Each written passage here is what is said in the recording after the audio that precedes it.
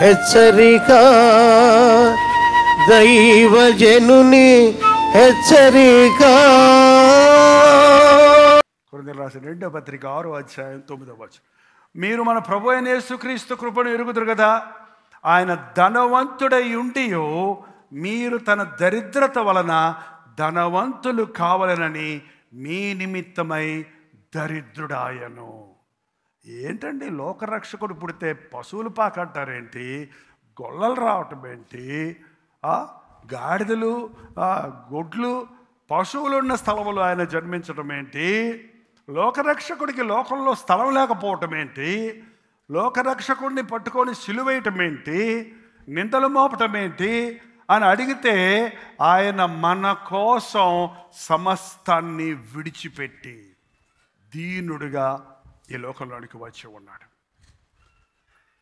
మన దరిద్రతను, మన శాపమును ఆయన భరించి ఉన్నాడు.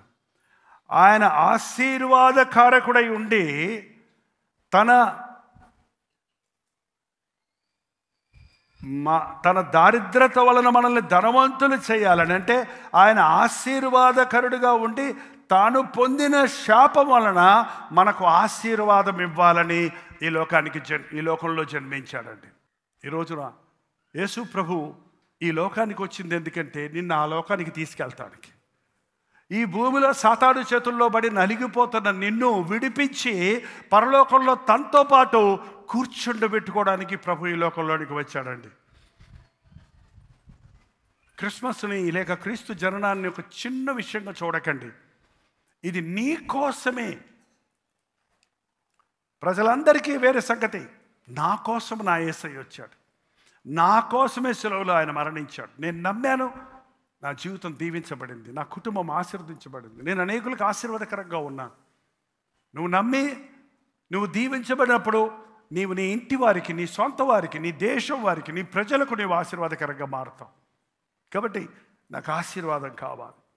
జనులందరికంటే నిన్ను హెచ్చిస్తాను, నిన్ను దీవిస్తాను. నీ పొలములో దీవెన, నీ పంటలో దీవెన, నీ ఎడ్లలో దీవెన, నీ పిండి పిసుకు పాత్రలో నీ వంటలో దీవెన, ఏంటంటే నీ త్రోవలో దీవెన. అక్కడ చూడండి చాలా ఉన్నాయి. 28వ అధ్యాయం 1 నుంచి 8వ వచనాల వరకు. నీవు చేసే పనులన్నిటిలో దీవెన, నీవు చేసే ప్రయాణాలన్నిటిలో దీవెన, నీవు అన్ని విషయాల్లో కూడా ఆశీర్వదించబడతావు, ఆశీర్వదించబడతావు, ఆశీర్వదించబడతావు. అప్పిచ్చదవ కానీ అప్పులు ఉన్నోళ్ళు అందరూ చేయి చూపిస్తారా? మీకెందుకు పాస్టర్ గారు, మీరేమైనా తీరుస్తారా అనకండి, ప్రార్థన చేద్దాం. ఎస్, అప్పులు ఉన్నోళ్ళు అండి, పర్వాలేదు. కొంచెం మంది మీ అమ్మ నాన్న అప్పు చేసి ఉంటారు, మీకేముంటుంది అవనస్తులకి? అవును, అప్పులు లేవండి, మాకు అప్పుల కార్డు ఉందన్నాడు ఆయన. ఏంటది? అప్పుల కార్డు. అచ్చ తెలుగులో మాట్లాడితే క్రెడిట్ కార్డు అంటే అర్థం ఏంటి? అప్పుల కార్డు అది పట్టుకోండి. వాళ్ళ నుంచి అప్పుల కార్డు ఉంది నా దగ్గర అని చెప్పండి. అది ఎంత గీస్తున్నారో కొంచెం చూసుకోండి. కళ్ళు మూసుకొని గీసేసి తర్వాత వాటితో రోజు తిట్టించుకోకండి. ఏంటంటే క్రెడిట్ లిమిట్ దాటిపోయిందని నీకు ఫోన్ కాల్స్ వస్తాయి. తొందరగా క్రెడిట్ కడతావా లేకపోతే యాక్షన్ తీసుకోవాలని బెదిరింపులు వస్తాయి. మనశ్శాంతి పాడు చేసుకోకండి, ఉన్నదానితో తృప్తిపడండి. దేవుడు ఇస్తే అది కొంచెమైన 5 రొట్టెలు 2 చేపలు అందరికీ 5,000 మందికి సరిపోయింది. నీ కష్టార్జితాన్ని నేను ఆశీర్వదిస్తానన్నాడు. ఈ క్రిస్మస్కి వచ్చిన మిమ్మల్ని అందరినీ దేవుడు ఆశీర్వదించను గాక. మీ శాపములన్నీ భరించిన క్రీస్తు మీ హృదయాలలో నివసించి మిమ్మల్ని ఆశీర్వదించను గాక. ఒక వైద్యుడి దగ్గరికి వెళ్తే మన జబ్బేంటో డయాగ్నోస్ చేస్తే దానికి మెడిసిన్ ఇవ్వటం చాలా సులభం అంట. అందుకనే జబ్బును తెలుసుకోవడానికే స్కానింగ్లు, ఎక్స్రేలు, బ్లడ్ రిపోర్టు, అది ఏం టెస్ట్లో పెడతాడు చూడు. 3,000, 4,000, 5,000 బిల్లులు అయిన తర్వాత 100 రూపాయలు మాత్రం, 50 రూపాయలు మాత్రం ఇచ్చి పంపిస్తాడు అంతే. మీ జబ్బు మీకు తెలిసిపోతే దానికి పరిష్కారం నేను శాపంలో ఉన్నాను అని మీరు నిజంగా గ్రహించుకున్నారు కాబట్టి స్కానింగ్ తీయక్కర లేకుండానే, ఎక్స్రేలు తీయక్కర లేకుండానే, బ్లడ్ టెస్టులు చేయక్కర లేకుండానే మీ బలహీనత ఏంటో, మీ శాపం ఏంటో మీకు తెలిసిపోయింది. కాబట్టి యేసయ్య దగ్గర సర్వరోగ నివారణి, సర్వశక్తిమంతుడైన ప్రభు నీ జీవితంలో ఉన్న ఆర్థిక ఇబ్బందులు, శారీర బలహీనతలు, కుటుంబ సంబంధమైన బాధలు, సమస్యలు, మానసిక ఆందోళనలు, నీవు ఎదుర్కొనే ప్రతి ఓటమిలోనూ జయం ఇవ్వగలిగిన వాడు ఉన్నాడు. ఎందుకంటే యేసు ప్రభు అన్ని విషయములలో మన వలె శోధించబడినప్పటికీ పాపము లేని వానిగా ఉన్నాడు. ఆయన ద్వారా మనకి వాళ్ళ ఆశీర్వాదం దొరుకుతుంది. ఒక చిన్న బాలయేసుని చూసుకోవటం లేదు మనం. పరిపూర్ణుడైన, సంపూర్ణుడైన, పునరుద్ధానుడైన, త్వరలో రారాజుగా రాబోతున్న యేసు క్రీస్తునందు మనం ఈరోజు విశ్వాసం ఉంచుతున్నాం. మనం ఆయన్ని ఆరాధించబోతున్నాం. ప్రార్థన. పరిశుద్ధుడా, ప్రేమగల తండ్రి, నీ ఆవరణలోనికి వచ్చిన నీ బిడ్డలను చూడయ్యా.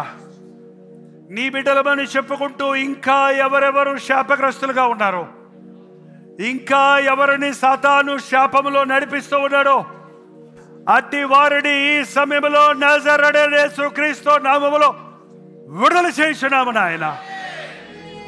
ఎవరిలో ఎవరికి ఏ ఇబ్బంది ఉందో, ఏ బలహీనత ఉందో, ఏ శాపము మమ్మల్ని తరతరాలుగా వెంటాడుతూ ఉందో, మా పితరుల దోషాలుడైన నీవు సిలువలో భరించావు కనుక ఆ జీన్స్ ద్వారా వచ్చే ప్రతి రోగాన్ని నీ నామంలో గద్దిస్తున్నామయ్యా.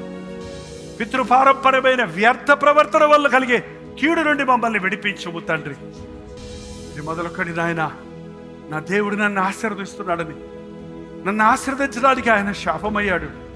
నా శాపాలన్నీ సిలువలో ఆయన మోసాడు. ఆయన పొందిన దెబ్బల ద్వారా నాకు స్వస్థత ఉంది. ఆయన చిందించిన రక్తము ద్వారా నాకు పాప క్షమాపణ ఉంది. ఆయన చేసిన శిలువ యాగము ద్వారా నాకు పరలోక రాజ్య ప్రవేశం ఉందన్న విశ్వాసముతో వెళ్ళడానికి ఇక్కడి నుంచి సహాయం వచ్చాయి. ఈ మీటింగ్ ముగించిన పరిశుద్ధాత్మ కార్యాలు మా హృదయాలలో కొనసాగించమని యేసు క్రీస్తు నామములో అడుగుచున్నాము తండ్రి. ఆమేన్.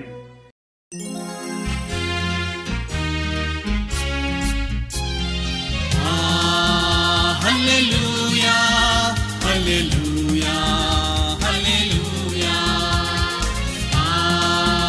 హల్లెలూయా హల్లెలూయా హల్లెలూయా.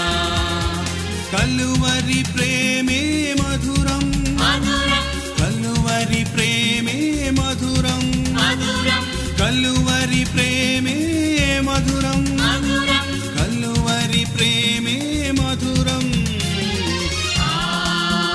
హల్లెలూయా హల్లెలూయా హల్లెలూయా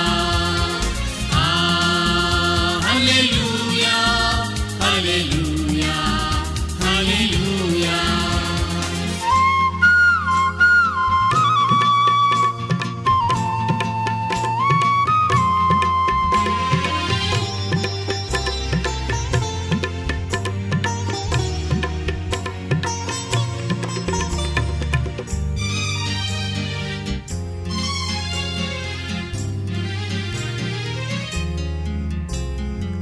సిలువపైన విలువ త్యాగం చేసినావుగా,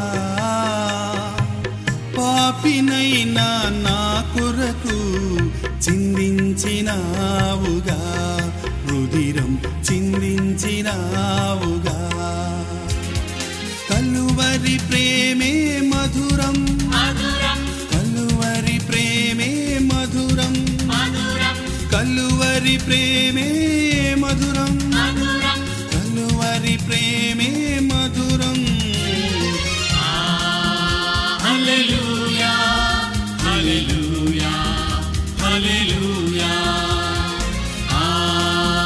హల్లెలూయా హల్లెలూయా హల్లెలూయా.